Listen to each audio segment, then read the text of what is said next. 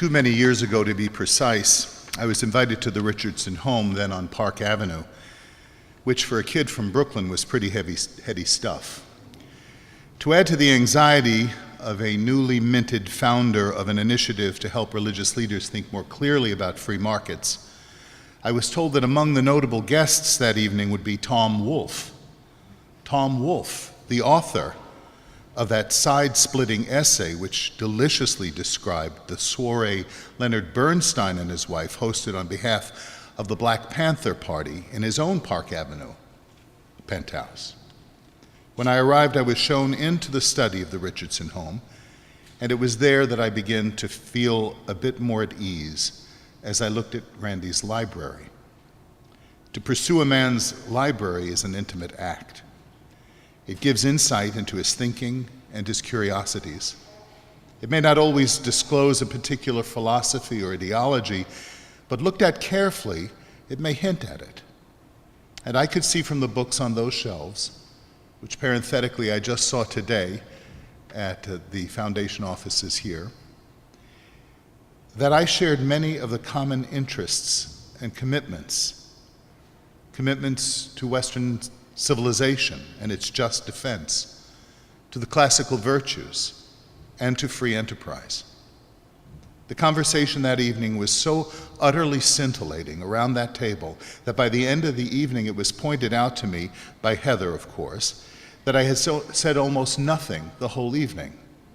A fine public intellectual you'll make, she said. Yet, in many ways, I look upon that evening as a kind of launching pad for what was for me, and I know for many others who came under Randy's influence, a seminal nudge toward a reasoned, common-sense engagement with ideas and their consequences.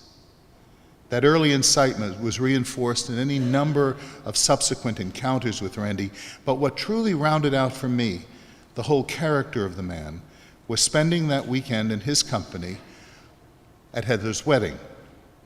Here one saw not only the patriot, but a proud and sometimes doting father who was at peace in the company of his family and friends. The day after the wedding in East Hampton, everyone was relaxed, some sleeping in, Randy on the porch reading, I think, the New York Times, don't tell anyone. And here was the portrait of John Henry Newman's Gentleman, written about in The Idea of a University.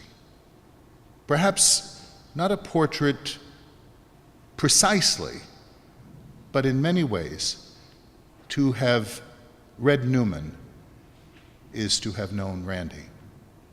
Newman said, quote, "It is almost the definition of a gentleman to say that he is one who never inflicts pain.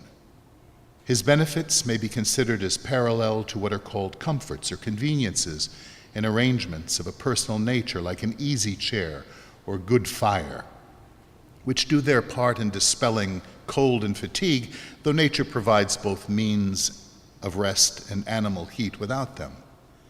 The true gentleman, in like manner, carefully avoids whatever may cause a jar or jolt in the minds of those with whom he is cast, all clashing of opinion or collision of feeling, all restraint or suspicion or gloom or resentment, his great concern being to make everyone at their ease and at home. He has his eye on all in his company. He is tender toward the bashful, gentle toward the distant, and merciful toward the absurd. He can recollect to whom he is speaking. He guards against unseasonable allusions or topics which may irritate. He is seldom prominent in conversations and never wearisome. He makes light of favors while he does them and seems to be receiving when he is conferring. He never speaks of himself except when compelled, never defends himself by mere retort. He has no ears for slander or gossip. He is scrupulous in imputing motives to those who interfere with him and interprets everything for the best. From a long-sighted prudence, he observes the maxim of the ancient sage that we should ever conduct ourselves towards our enemy as if he were one day to be our friend. He has too much good sense to be affronted at insults, and he is too well employed to remember injuries, and too indolent to bear malice.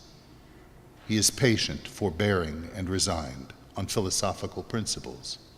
He submits to pain because it is inevitable, to bereavement because it is irreparable, and to death because it is his destiny. Requiescant in pace.